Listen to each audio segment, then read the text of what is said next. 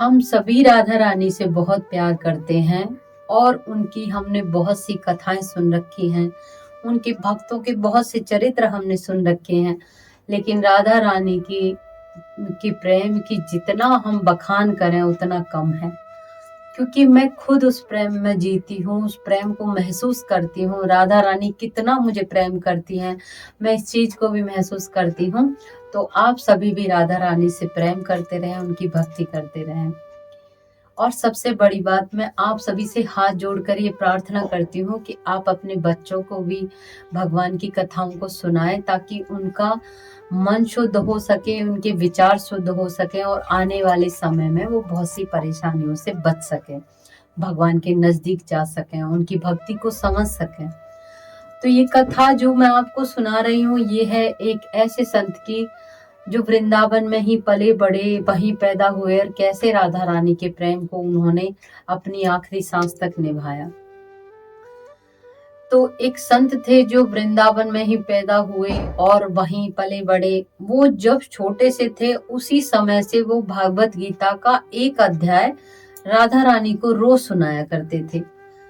ऐसा करते करते सालों बीत गए, जवानी आ गई, बुढ़ापा आ गया, लेकिन उन्होंने ये नियम नहीं छोड़ा कि वो राधा रानी को रोज एक अध्याय भागवत गीता का सुनाए। वो अध्याय सुनाने के बाद ही भोजन ग्रहण करते थे। अब जब बहुत उम्र हो जाने के बाद में उन्होंने महसूस किया कि उनकी आंखों की शक्ति कम हो गई है और उन्हें बहुत धुंधला दिखाई देने लगा। जब वो भागवत गीता को लेकर बैठे तो उन्होंने देखा कि भागवत गीता के जो अक्षर थे वो उनको बहुत धुंधले दिखाई दे रहे थे और वो उन्हें अच्छे से नहीं पढ़ पा रहे थे। ऐसा देखकर वो संत इतने दुखी हो गए और उनकी आंखों से आंसू आने लगे। वो इसलिए कि वो बस ये सोच रहे थे, उन्हें अपनी आंखें कमजोर होने का दुख नहीं था, उन्हें दुख था सिर्फ इस बात का कि अब मैं राधा रानी को कैसे भागवत गीता सुनाऊंगा। इस विचार में वो पूरा दिन भूखे रहे, उन्होंने भोजन नहीं खाया बिल्कुल भी। जैसी थाली आई वैसी की वैसी रखी रही। जो वृंदावन की जो माता बहनें थी वो उन्हें रोज खाना देके आती थी कि बाबा को हम भोजन देके आए ताकि बाबा भोजन कर लें। लेकिन उस दिन का भोजन उनका ऐसा का ऐसा ही रखा रह गया, उन्होंने कोई भोजन नहीं किया। जब पूरा दिन हो गया, उन्हें इसी चिंता में रोते रोते परेशान होते, तो शाम को रात के समय उनके द्वार पर एक दस्तक होती है और आवाज आती है कि बाबा द्वार खोलो, बाबा द्वार खोलो। अब बाबा ने देखा कि किसी बच्चे की आवाज है और बाबा धीरे धीरे गए और उन्होंने अपने द्वार खोले।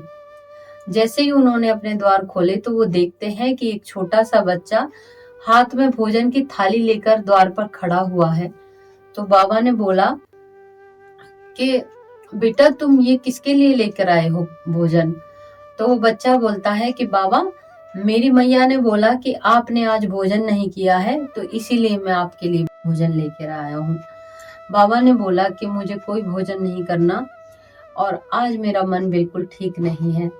बच्चे ने जब ये सुना कि बाबा का भोजन करने का मन नहीं है और बाबा बहुत परेशान है, तो बच्चे ने बाबा से बोला कि बाबा आपको क्या परेशानी है, आप मुझे बताओ। अब जब बाबा ने इतनी सहानुभूति भरे शब्द उस बच्चे के सुने तो बाबा की आंखों से आंसू बह पड़े और बोले कि बेटा मैं क्या करूं, जिस दिन से मैंने होश संभाला है उसी टाइम से मैं राधा रानी को रोज एक भागवत गीता का अध्याय सुनाता हूँ और अब मेरी आंखें इतनी कमजोर हो गई हैं कि मैं भागवत गीता नहीं पढ़ पा रहा हूँ और राधा रानी को नहीं सुना पा रहा हूँ।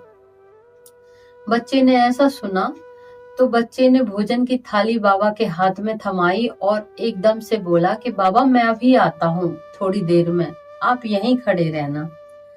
अब बाबा वहीं खड़े रहे अपने द्वार पर।